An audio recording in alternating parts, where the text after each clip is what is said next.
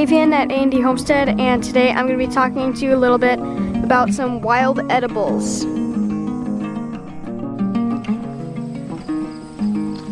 Another plant that you should certainly be able to find pretty much anywhere as well is nettle. So this is stinging nettle.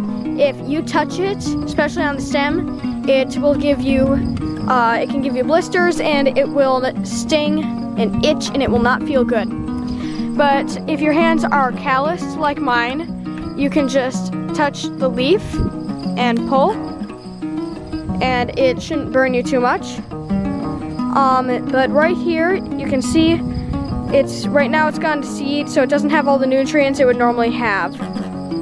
But the leaf is the edible part of this plant. So as you can see, it's a bit of a bigger leaf. You want to choose ones that don't have bug bites or anything like that in there. They're nice and healthy.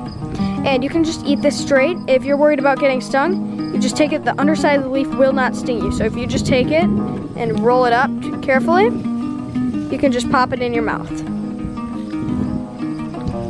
You can also dry it and use it as an herb in cooking. So I have a pin on Pinterest that I can also link below, but it's featuring some grilled rabbit, and I use nettle as one of the seasonings on there. It's a great medicinal herb. It's very healthy for you.